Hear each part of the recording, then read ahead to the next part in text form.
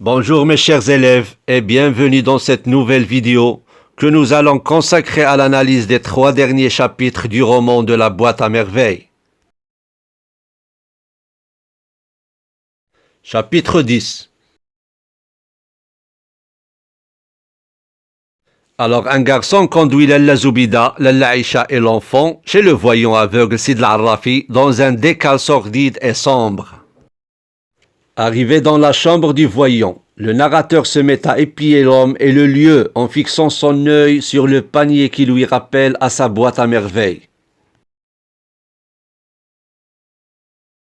Après, l'homme demande à l'enfant de plonger sa main dans le panier et de saisir un objet sans le voir. Ce dernier accorde et obtempère et prend une boule en verre. Et après un court rituel, le voyant conseille au narrateur de revenir toujours vers soi lorsque la solitude et le malheur l'assiègent et l'emprisonnent. À son tour, Lalla Aïcha plonge la main dans le panier et en tire un coquillage. Et l'homme la rassure et réconforte en disant que le beau temps succède toujours à la pluie. Après vient le tour de Lalla Zoubida, qui sort du panier une perle noire à dessin multicolore. Et le voyant lui conseille de visiter les sanctuaires de la ville qui lui accordent leur protection. Et après avoir glissé des pièces de monnaie dans la main du voyant, les deux femmes s'en vont. Le narrateur maintenant rayant de joie. Soudain, il s'agrippe au haïk de sa mère de crainte d'être vu par le frère qui passait dans la rue.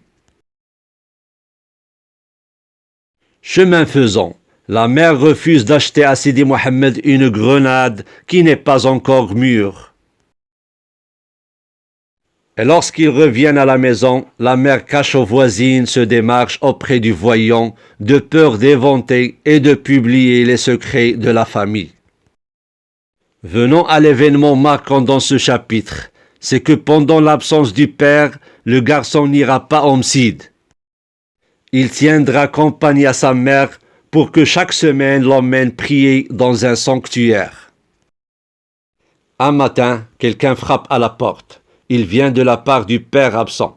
Il remet à la mère un pot de beurre, une douzaine d'œufs, une bouteille d'huile et de l'argent avant de s'en aller. Et le dernier événement marquant aussi dans ce chapitre, c'est la voix et l'enthousiasme qui envahissent la mère et l'enfant. Et comme d'habitude, la femme fait don d'une part des œufs aux voisines. Le soir, Lalla Aïcha arrive et partage avec la famille sa joie et les 6 œufs restants. Chapitre 11. Le jour suivant, la mère et le narrateur se rendent chez Lalla Aïcha qui leur a invité. Ils la trouvent en train de mener une guerre acharnée contre les mouches. Après que Lalla Aïcha a préparé les ustensiles du thé, les deux femmes entament une longue conversation quant à l'arrivée de Salama, la marieuse professionnelle.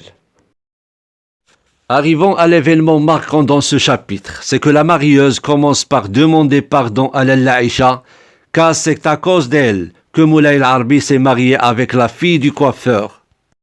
Et puis, elle annonce le divorce imminent et proche de ce dernier couple.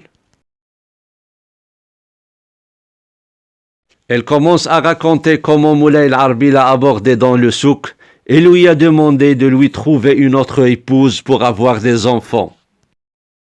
Et au milieu du récit, le garçon demande à sa mère de vouloir aller aux toilettes. Il descend au rez-de-chaussée afin de se soulager. Et une voisine le remonte parce qu'il n'a pas fermé la porte des toilettes et l'enfant éclate en sanglots. Une dispute est sur le point de survenir dans l'intervention de Salama qui calme les femmes. Puis la marieuse continue son récit, expliquant les fantaisies et la jalousie de la fille du coiffeur gâtée par sa mère. Et le récit s'est interrompu par l'arrivée de Zhor, une voisine qui vient demander de la menthe, alors que Lalla Aïcha lui a invité à s'asseoir avec eux. Effectivement, elle reste pour siroter un verre de thé. Et le dernier événement marquant dans ce chapitre, c'est que la nouvelle arrivant de Zohor confirme que le divorce en question ne tardera pas à avoir lieu à cause des folies de l'épouse. Après, les 4 femmes parlent en diatribe contre la famille du coiffeur. Arrivons au dernier chapitre. Le narrateur est admiré par les couplets et les chansons que les femmes habitantes entonnaient. Il rêve de devenir un compositeur d'une chanson titrée par le nom de Zohor, car cette femme gentille hante ses souvenirs. Au milieu des chants, un garçon arrive. Le narrateur en éprouve une grande appréhension. Il s'agit de Allal Yaqoubi, son condisciple homicide. Il est envoyé par l'Ofké afin qu'il s'enquiert de l'état de santé du narrateur. Et la mère lui répond que l'enfant ne peut aller présentement à l'école coranique. Et ce qui comble le garçon, c'est la nouvelle annoncée par Zineb, le retour du Ma'allim Abslam, car elle a aperçu au souk. Venons à l'événement marquant dans ce dernier chapitre, c'est le retour du père, qui rapporte avec lui 2 poulets, des œufs, un pot de beurre, une bouteille d'huile, un paquet d'olives et un morceau de galette paysanne en grosse semoule.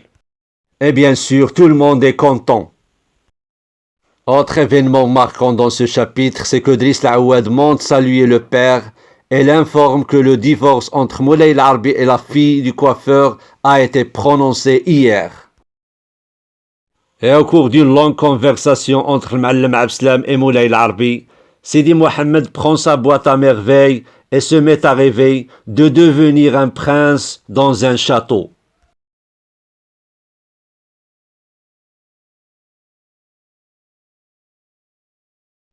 Et voilà mes chers élèves, nous arrivons à terminer l'analyse de ces 3 derniers chapitres de la boîte à merveilles. J'espère que vous avez bien compris le contenu de ce roman. Je vous souhaite un bon succès et à la prochaine vidéo.